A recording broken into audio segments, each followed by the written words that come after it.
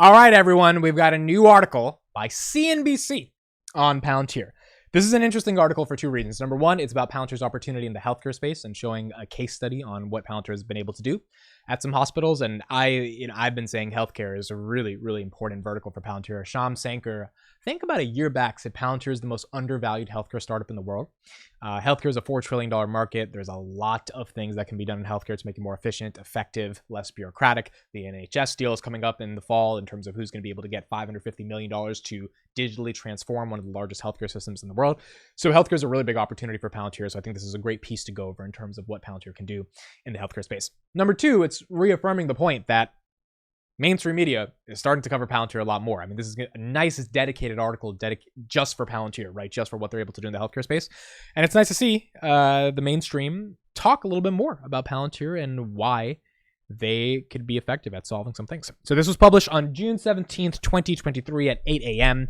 The title is How Palantir is Helping Hospitals with Tasks That Used to Require Spreadsheets and Whiteboards. And that entire title could sum up what they would be doing for the NHS, because when you're not using, paper and you're using digital stuff, you become more effective, more efficient. You reduce backlogs, wait times, all that stuff. So let's get into the article. Key points. Palantir for hospital operations account for 10% of the enterprise software company's revenue in the US, which means it is a small portion of their enterprise revenue. 10% is actually pretty decent in terms of what they're doing just for hospital operations. I know Alex Karp mentioned that they power 13% of every hospital bed in the United States, which means 13 out of 100 beds in the United States are powered by Palantir software. And 10% means there's a lot of more market penetration to go. The Cleveland Clinic, an early trial partner, explains how the platform helped it anticipate and manage a surge of emergency room patients. And at Tampa General, this was a deal that was announced back in December 2022. The software has been popular among nurse leaders for its ability to predict and track patient inflows and outflows.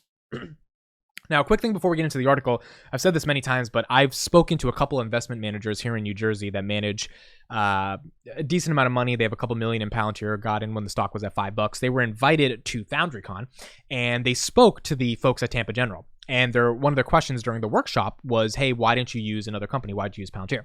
And I think one of the executive chairmen at Tampa Bay General Hospital said there was nobody else. And so when that investment manager told me that story, it was just, this is the type of stuff you hear, which is just like there was no one else to do this type of thing, proving this whole 0-to-1 monopolistic argument that Palantir has in a niche that is very, very strong and and just a massive potential to explode in terms of healthcare. The question is, can they capture that market over the long term? Okay, let's get into it. Earlier this spring, the emergency department at Cleveland Clinic told Dr. Rita Pappas it had a problem. The Cleveland Clinic is the largest hospital system in Ohio, but after an influx of patients came in, the emergency department did not believe it could accommodate all the people who would need care. Pappas, the Cleveland Clinic medical director for the Admission and Transfer Center, disagreed. The Cleveland Clinic was in the midst of trying new AI-powered software from Palantir. The system was predicting that there would be a large number of discharges that day, meaning there would be enough space for all the incoming patients. Pappas and her team convinced the emergency department to give Palantir's platform a chance, and to her relief, the new system worked. It was perfect. We were able to accommodate all the patients, and so everyone was cheering. They were so happy. Pappas, who also practices clinically as a pediatric hospitalist, told CNBC. Everyone got really excited. I was very excited because I do not want to have the emergency department yelling at me. That's pretty good for someone who works in the hospital if they don't want the emergency department yelling at you because the software is getting the job done. Ordinarily, Papa said managing patient flow in a similar scenario would require constant communication every hour throughout the night. But by accurately predicting patient discharges, Palantir's system saved Pappas, her team, and the emergency department a lot of time and effort. Time to value, one of the biggest points of Palantir, and it seems like it's working in the hospital, or at least in this hospital.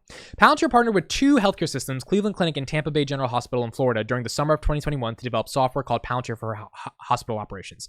Now, just 2 years later, the company says its hospital operation platform accounts for around 10% of its commercial revenue in the US. So this paragraph is important to understand. A lot of people that think of Palantir as a consulting firm because they are partnering with clients, which is sort of the definition of a consulting firm, right? You form these partnerships and then you do all this R&D with them, and like you're consulting with them, so it's not software that is scalable across the entire world because you're not just selling them, a one-stop suite that they can download and use. You have to actually work with them. You have to send them engineers. This paragraph shows you why that is a moat of Palantir. So they partnered with two major healthcare institutions, Cleveland Clinic and Tampa Bay General Hospital, 2 years ago. Now, because of those partnerships, because they were able to use the data from those hospitals and those entire healthcare systems to be able to build a standalone product called Palantir for hospital operations, that accounts for 10% of its commercial revenue in the United States. Commercial revenue is CAGRing at about 67% year over year.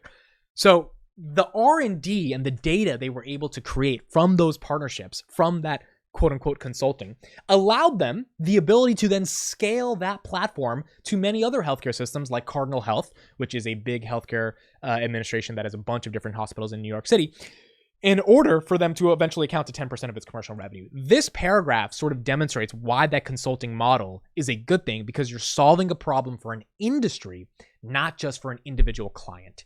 And if you want to sell software just for an individual client, that's fine, but that's not going to be transformational for an industry. If you want to capture an entire market or many markets, energy, pharmaceuticals, logistics, supply chains, etc., they need to actually have these partnerships to be able to do well. This also proves their partnership with HHI, Hyundai Heavy Industries in South Korea. They're trying to solve an entire shipyard manufacturing industry by partnering with one of the biggest players there, and eventually that will lead down the supply chain to other smaller subcontractors that they'll be able to work with. The software translates complex data into digestible information that healthcare workers can use to guide their decision-making and resource allocation. It can be used to generate real-time and predictive insights into areas like staffing, wait times, and hospital bed assignments. Shyam Sankar, the company's chief technology officer, says he thinks Palantir for hospital operations is just getting started. I'm so excited that we're at 13% of beds in the US, but like 90% of the work in front of us is here, Sankar said. A race against the clock. Palantir specializes in data analytics, and shares of the company are up around 150% this year as bullish AI investors are buying into the tech offerings. The company reported its first quarterly net profit, and Palantir expects to be profitable. The company is perhaps best known for its work with the U.S. government's defense and intelligence agencies, but despite its high-profile customers in government, Sankar said that Palantir works to tackle hard challenges across a variety of industries, including healthcare, a field that experts widely believe is in crisis. Nurses and physicians are experiencing high levels of burnout. Staffing shortages across the country have made it difficult for hospital systems to keep up with patient demand. These challenges were magnified by the COVID pandemic, as nearly 63% of physicians reported symptoms of burnout in 2021, and for good reason, right? There was just such an influx of patients going into those hospitals. I could only imagine how much nurses would be burnt out, up from 38% the prior year, which means almost doubled, according to the recent study co-authored by the AMA. Companies across the medical and technology fields have been working to build solutions that could bring healthcare workers some relief, but unless the new platforms, tools, and services can be easily integrated into workflows, physicians and nurses often find that they can be more trouble than they're worth. If you don't build it in the workflow of the user, it actually doesn't get used. It just sits on the shelf, Dr. Peggy Gugan, Executive Vice President and Chief Medical Officer of Tampa General, said. As such, in the summer of 2021, a team of 4 Palantir employees set out to create a meaningful solution that healthcare workers at Cleveland Clinic and Tampa Bay General Hospital could actually use. It was a daunting challenge, but there was an additional catch. They were only given a matter of weeks to build something worthwhile. And again, this is those 4 deployed engineers actually going into the institution, having time limits and constraints on their ability to create some type of meaningful innovation, and hopefully getting the job done. Drew Goldstein and Jeremy David led Palantir's team of 4, and they now run its fast-growing U.S. commercial healthcare team. The pair said they were given around 12 weeks to build a solution for Tampa General, and their work in Florida was already underway when the Cleveland Clinic's chief information officer called for them to give them even a shorter timeline, 8 weeks. For better or for worse, I'm quite hopeful and optimistic, David said in an interview with CNBC. I was like, 8 weeks? We can get something live in 3.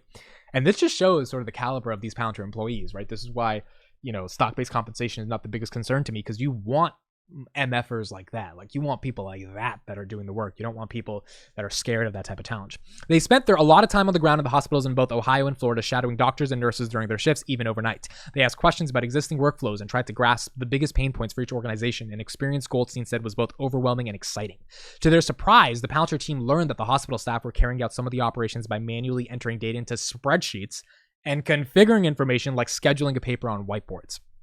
The Palantir team also became acquainted with whiteboards. As Goldstein said, much of their early efforts in Ohio were spent trying to draw out existing workflows within hospital operations leadership. It was so foundational in our understanding of what these problems could look like, Goldstein said in an interview.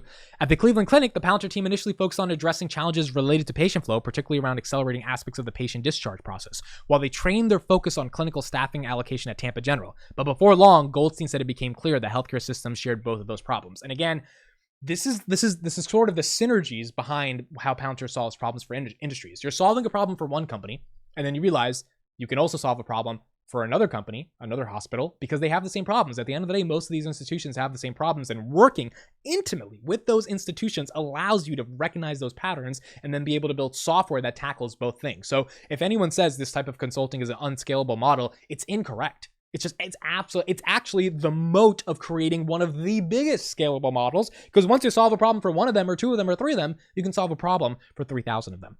So then instead of just building these completely separately, we started to think about, like, what should the product look like to be able to solve this?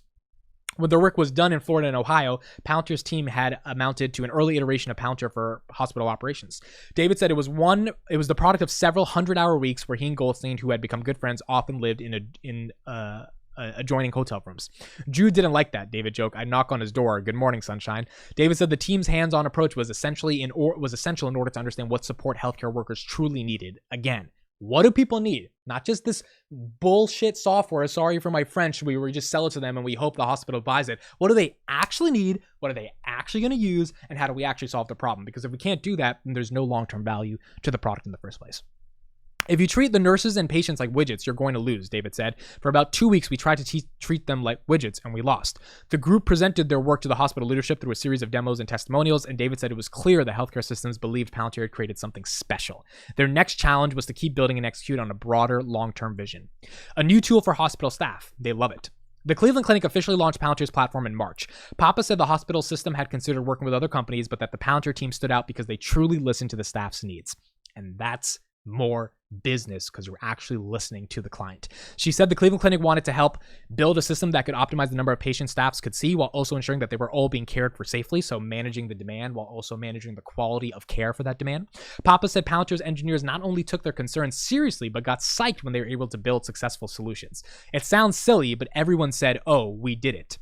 As the medical director for the Admissions and Transfer Center, Pappas works with a bed management team to place patients throughout the hospital. Prior to using Palantir's platform, they relied on Microsoft Teams and Excel spreadsheets to carry out their operations, which does not sound fun. Now, Pappas said they have easy access to both real-time and predictive insights on the number of patients coming into the hospital's operating rooms, emergency departments as direct admissions, which are patients who receive treatments like chemotherapy. The system is actually learning and taking information and is very accurate, she said. It serves as a command center so that we can see very clearly how many patients are going to be caring for it every single day.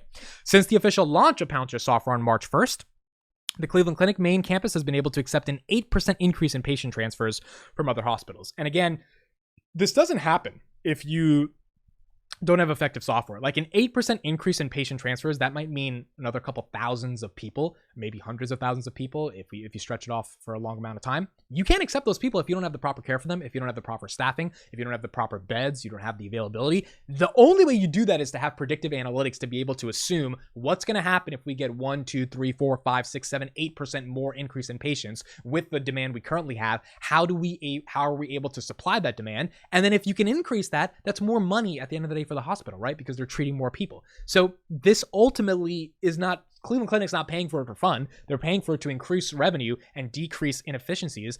And it seems like that's what Palantir software has been able for them to do.